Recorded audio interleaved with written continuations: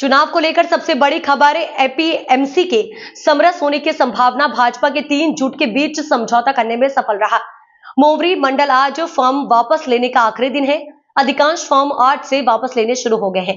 मेहसाणा जिला भाजपा अध्यक्ष गिरीश राजगौर ने सीलबंद लिफाफे में सौंपा शासनादेश। रिटर्निंग अधिकारी को अनिवार्य तीनों समूह को शासनादेश में शामिल किया गया। इस चुनाव में पूर्व चेयरमैन दिनेश भाई पटेल बिन हरीफ विजेता रहे और खेदूत विभाग में 20 उम्मीदवार और व्यापारी विभाग में 16 उम्मीदवार चुनाव लड़ेंगे।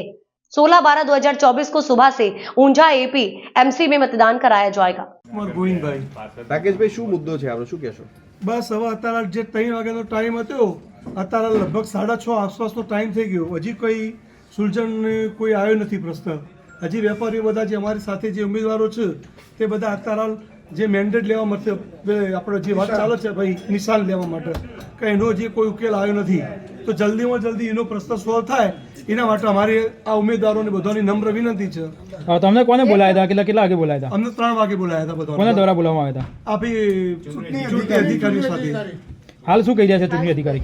ચૂંટણી અધિકારી બસ હજી 5-10 મિનિટ का તમારું કામ કરીએ છીએ એમ કીધું અમને। હાલ બોલાવીએ સમય મર્યાદા ઉપર સમય મર્યાદા ઉપર પણ 3 કલાક વધારાના થયા છે। 3 થી 5 કેટલા વેપારીઓ હાલ ઉમેદવારી કરાઈ છે? હાલ ટોટલ 17 ઉમેદવારો છે અત્યારે હાલ। 4 બેઠક। હા, 4 બેઠકમાં તો યાદી પણ બહાર પડી ગયેલી છે। ડિલે થવાનું કારણ શું છે? આટલો બધો સમય ખેંચવાનો સમય અત્યારે પેલું ધ્યાન દોરે તો અમને ખબર પડે ને। ત્યાં બોલો ઓફિસર હજી ધ્યાન દોરું તો પછી અમે અંદર જઈ શકીએ ઓફિસની અંદર। એટલે હવે આપણી શું માંગ છે? અમારી માંગ એક જ છે કે અમને દરેક અમને નિશાન આપવાનું હોય એ અમને આપી દો એટલે અમે અમારું કામ કરતા થઈ જઈએ। ચૂંટણી સમરસ કરવાની વાત છે, શું કહેશો?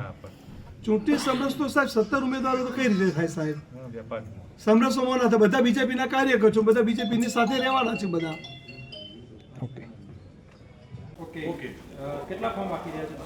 આજરોજ એપીએફસી ઊંઝાની ઉમેદવારી પત્રો પરત ખેંચવા માટેની નિયત તારીખ થયેલ હતી, જે અન્વયે આપણને કુલ 67 ફોર્મ માન્ય રહેલા હતા। એ અન્વયે 47 ફોર્મ પરત ખેંચાયેલા છે, એટલે 20 ઉમેદવારો ફાઇનલી બાકી રહ્યા છે। જ્યારે વેપારી વિભાગમાં કુલ 18 ફોર્મ માન્ય રહેલા હતા, જે અન્વયે 2 ફોર્મ પરત ખેંચાયા છે, એટલે 16 વેપારી ઉમેદવારો ફાઇનલ બાકી રહ્યા છે। જ્યારે ખરીદ વેચાણ વિભાગમાં કુલ 2 ફોર્મ ભરાયેલા હતા, જે અન્વયે 1 ફોર્મ પરત ખેંચાતા ફક્ત 1 ફોર્મ બચેલું હોય એમને બિનહરીફ વિજેતા જાહેર કરેલ છે। એટલે પૂર્વ ચેરમેન દિનેશભાઈ પટેલ બિનહરીફ ચૂંટાયા છે? જી જે રીતે ડિલે થયું છે, શું કારણથી આટલું મોડું થવાનું બીજું કોઈ કારણ સર ના, જે પરત ફોર્મ ખેંચવા માટે આવેલા હતા